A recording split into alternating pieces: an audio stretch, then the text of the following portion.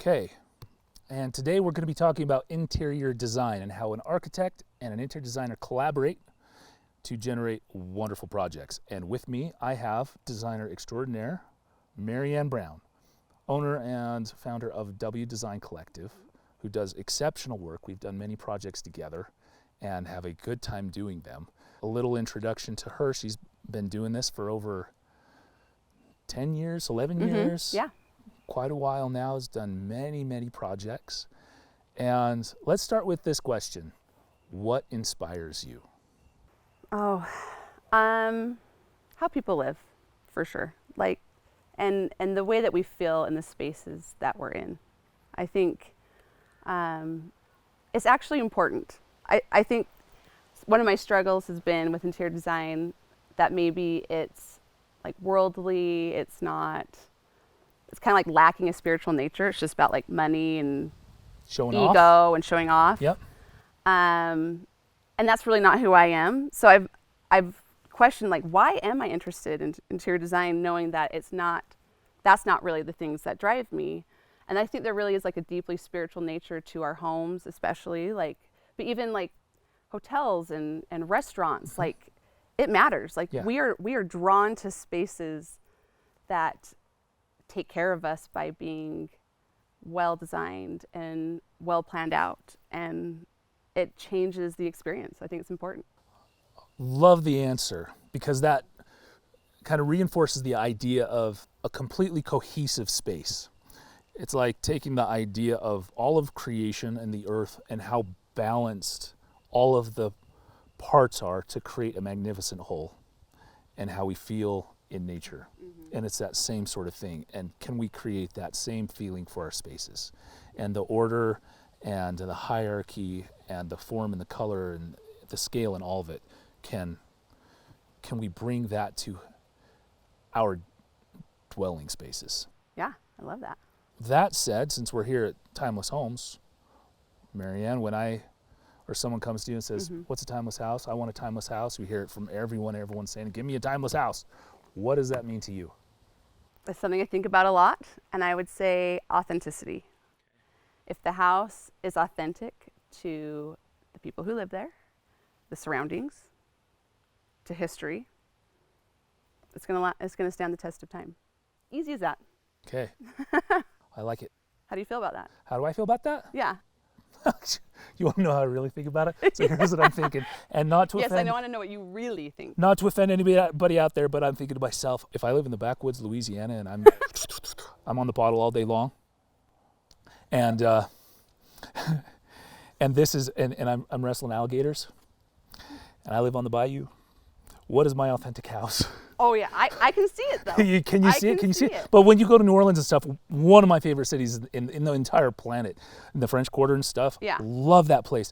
And I love the Garden District. And I think there's some absolutely fabulous architecture in the South especially. And so it's interesting where you have, a little shack on. You've got like this old deck, and Yeah, you've the got old like deck. some signs from a gas station that's hanging up, and I'm just kidding. Well, I actually did one of these for a client who we were on Hobble Creek over here in Midway, and we were doing this whole kind of project, 3 acres, and so we did this little fishing shack that had a deck that went over the river, and unfortunately it was like way too designed than it should have been, and it needed to have tin walls. That would have been truly authentic. Yeah, okay. But it is interesting, because when you look at the idea of what is a timeless house, yeah, some will wear better than others, but as long as you're using natural materials and it really does create and generate a sense of space, I can buy that. I understand where you're going with that idea of authenticity, and is it true to the place, the people, and everything else. The other dilemma I have with the idea of authenticity is, okay, when all the pioneers and everyone were coming out west, regardless of whether they're settling Utah, Oregon, Nevada, Arizona, California, whatever, it's like they were bringing the culture with them, right? And so if they were truly authentic to the space, place, and everything else, this is one of the issues I have with the idea of contextualism, and that doesn't belong here. Argument is, well, if that was really the case, we'd all be living in wigwams, teepees, and little huts, and adobe places on cliffs. Yeah. You know what I'm saying? Yeah. Well, because that'd be authentic to the space. Yes. But if we're ticking all the boxes, like you're saying, yes, you're like, is it authentic to the person? Yep. To the place, the culture and everything else, right? Culture and into history. And how do you marry all these things together? Yes, and that balance, that's where you probably need professionals who spend a lot of time studying this and thinking about it. And so we're gonna find out who you are. We know where you live or where you're building, mm-hmm. and we are going to interpret that for you. Yeah. Right? Yeah. It's hoping to do that, absolutely. And so you have to know who they are. Yes, you have to know who they are. And my biggest beef with, or the biggest problem that I think we run into just over and over and over again is HOAs. And so HOAs have a set of design guidelines that dictate how design needs to be and what sort of stylistic interpretations or direction you're allowed to go in any given neighborhood. Yeah. Right? And so all of a sudden, it doesn't matter who you are as a person, how authentic you want to be of what sort of home you want to design. You have to meet these sort of requirements.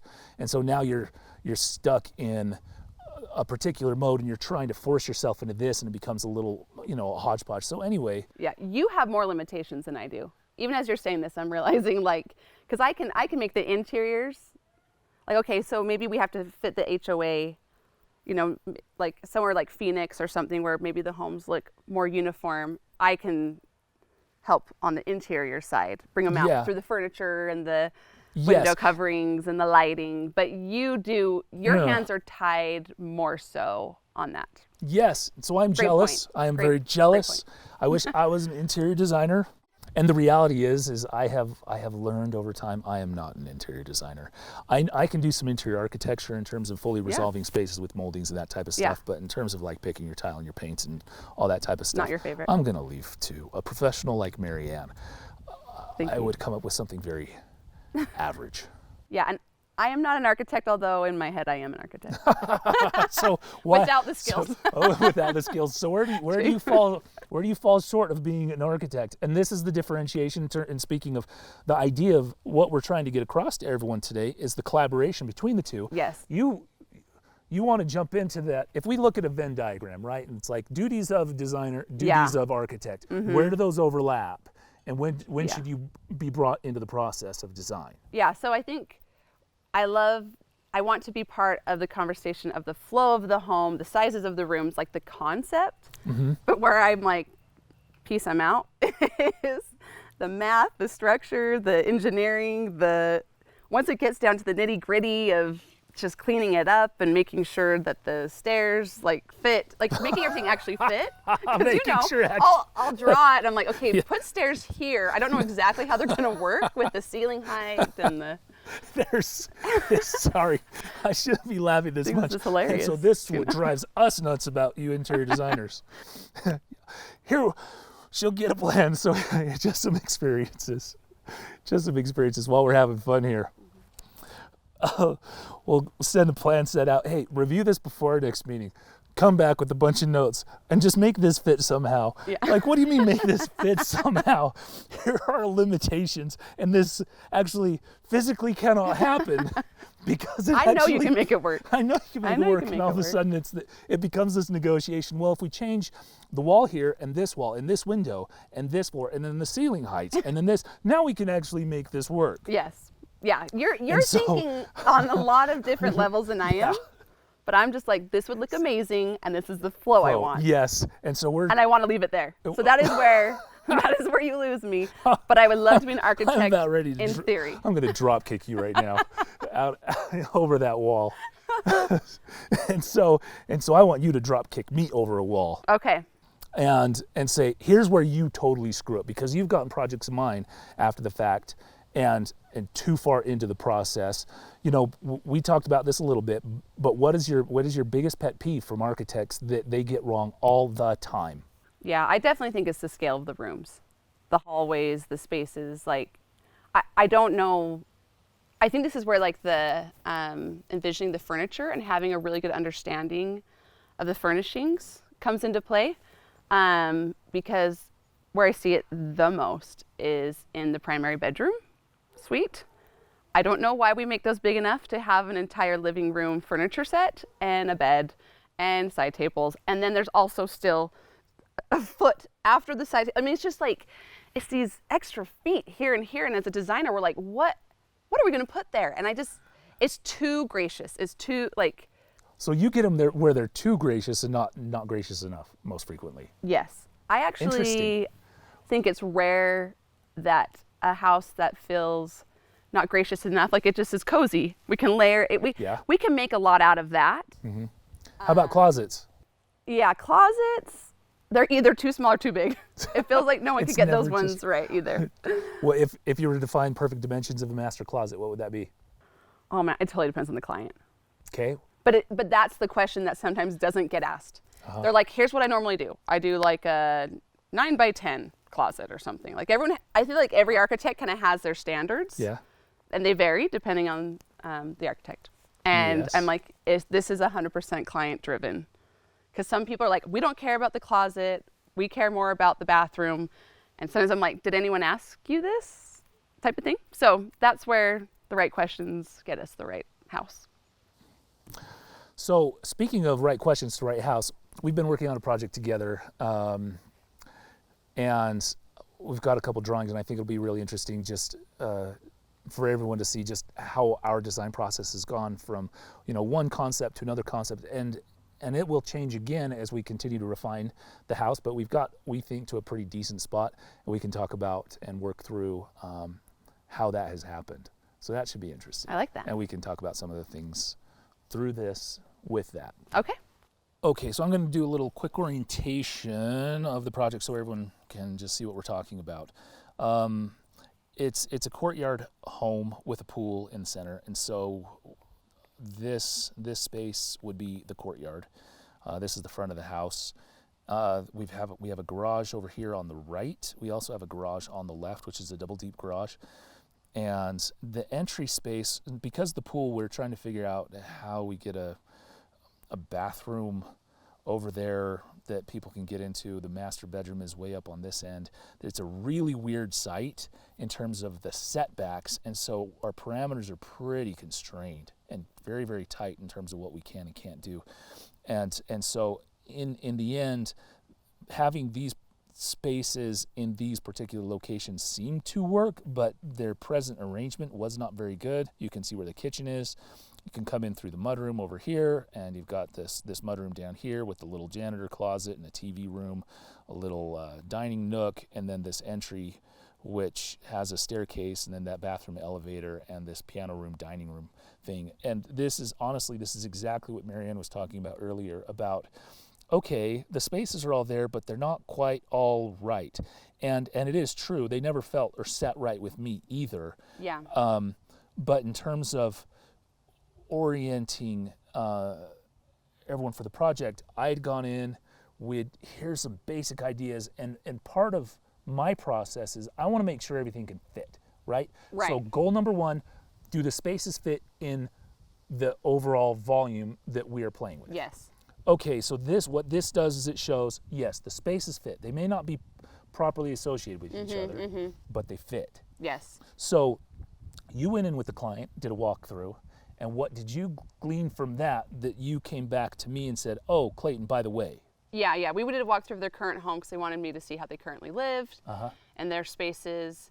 And something that we were like initially talking through was the line of sight from the front door. Yeah, which we had in a previous scheme, but then we were like, oh, we need to get a bathroom somewhere. Yeah, and so we're like, we want to see the pool. Pool. Yeah. So and we've got this, like, we know we need a powder bath, we know we need an elevator, but is that where it belongs? Yeah. And so this goes back to the previous thing that we talked about earlier. And if you want to see what we were talking about earlier, either watch the whole video or watch the other one where we get into it. Because the thing that drives me nuts about you interior designers is, oh, here's all the stuff we need, make it fit. I'm like, it doesn't fit. It doesn't actually fit. And so this is one of those examples of, okay, here's all the stuff we need, but it doesn't actually totally fit yet. Yeah.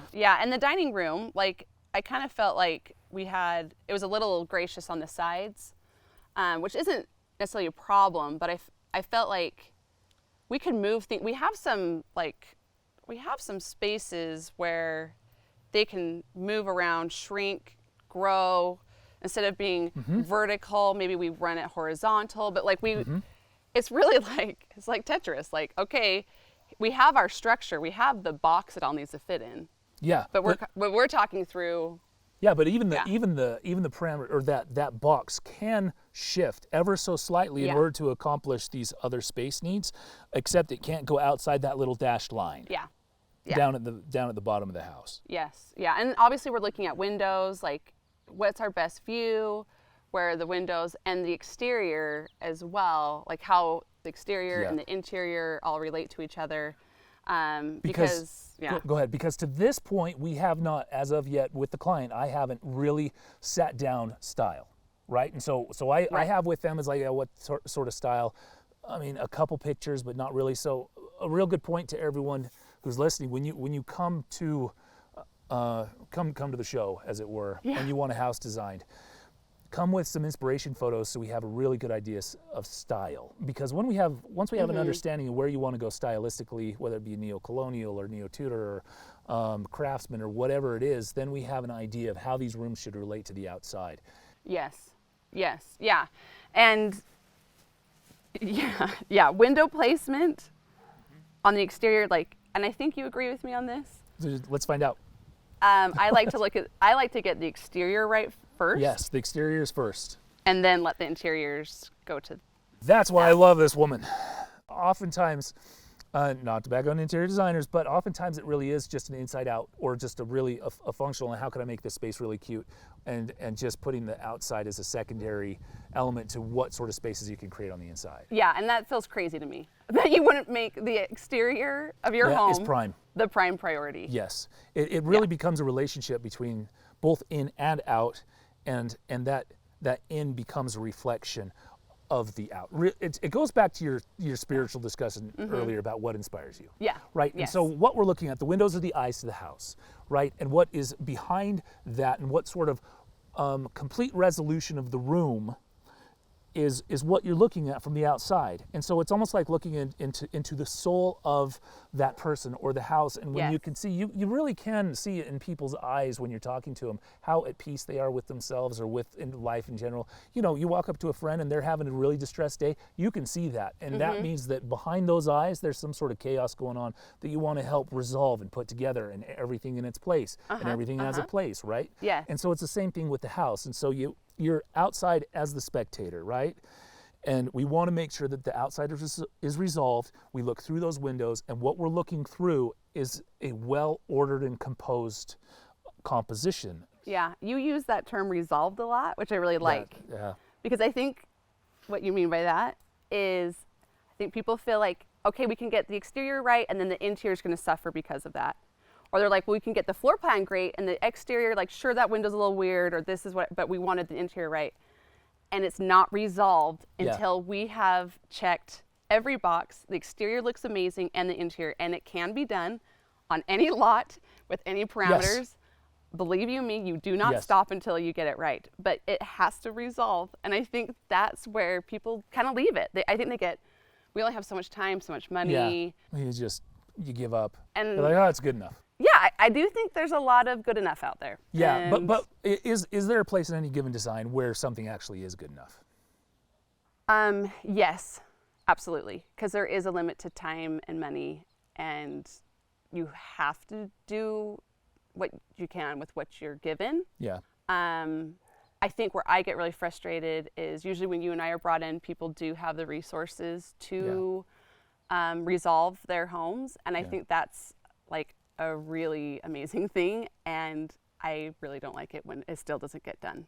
Yeah. Because that is a unique opportunity in life not everyone has, and then when people still fail them, I'm just like, sorry. A bug, she ate a bug. You have $4 million, and this is what you ended up with. Like, it's just like a moment of silence for the sad feelings I get. Anyway. So we are not going to do that with this house. No. We were like, we are not going to rest until we resolve this. it. Yeah, and so what are the primary elements? Just circle all the rooms that you don't feel are presently resolved. Watch this, everyone. Watch this. Just watch. Don't watch anything. You're putting pressure on me. Oh, she's going to circle that room and that room. And this she's gonna room is circle not resolved. That one. I don't like the flow of this. That one. This area. That one. This area bugs me. Yep. I don't like walking into a wall and then turning.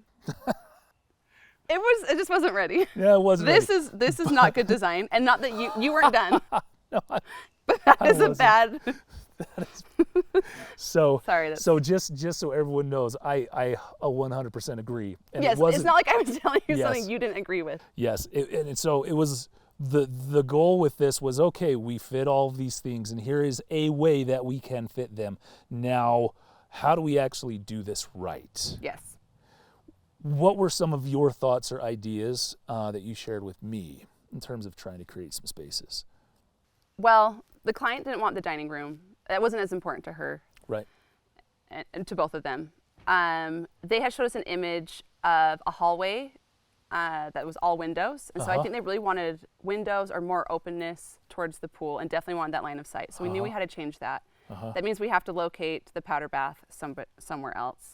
And we were having a hard time with this front door relationship to the pool. Yeah.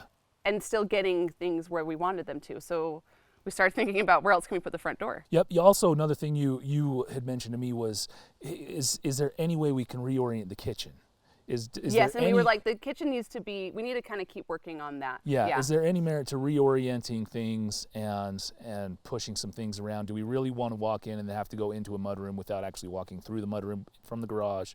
There were a few flow issues and other things. Also, one thing that threw me, which is has never been requested of me before, was this TV room off of the living room. Right, Yes. so it's the sitting room off the living room that isn't actually part of the main living space, but close enough to the kitchen that you still feel like it's part of, like you're still interfacing with the people in the kitchen. But yeah, it's kind of like a keeping room Yeah, type of but- vibe. but rather than the straight keeping room, it's a TV room, Yeah, which yeah. requires a little bit more privacy. Yes. So anyway, it was an interesting request. Like, oh, where on earth do I put that? And so that's how this got all jumbled. Is I threw a TV room in there. And then everything got squished and pushed, and then in a bathroom, like, well, shoot, that can fit. Right now it's not fitting very well, so Right. let's do another round of this. And I think, too, it's good to point out things that can't move, or everyone needs to know that stairs define, like, Yes, drive the design so much. You Yes. have got to get the stair location yes, solidified very ideally early on. And the client is very specific about having the stairs in a window. yeah, And we wanted it on the side, and we needed that elevator as well. So those two, this little corner over here is pretty immovable. Yeah. Everything else was kind of open to discussion. That's one of the first things I always tell clients too, is what is your front entry experience that you want to have? Yeah. And then what are your stairs? Is it a feature or is it a back of house thing? Because the expense of a feature stair versus a back of house stair Yeah. is immense. And so if you want to throw that $80,000 to $150,000 somewhere else, and you can just do a back of house stair, it's like, all right, we can do that. If you really want it as a feature part, then that is really important. And Yeah. the location of that has everything to do with flow. Vertical circulation, the staircase, that is one of the most important things to solve earlier than later. Yes. So let's do Let's get grand to the- reveal of next thing. Let's look at our own stuff to see if we still like it, shall we? So this is the latest version that we have after we looked at both concept from the outside, which we're not showing you at this time, and maybe we'll do another video where we actually show you the exterior and how that turned into, and then renderings and kind of show you the whole process. But right now we're just still focused on Flo, what she thinks about versus what I think about, and how these things collaborate together. So one of the things, it's interesting because we came up with this front porch. Need a front porch, want a front porch. Yes. But we don't have the depth to have a front porch and rooms and hallway.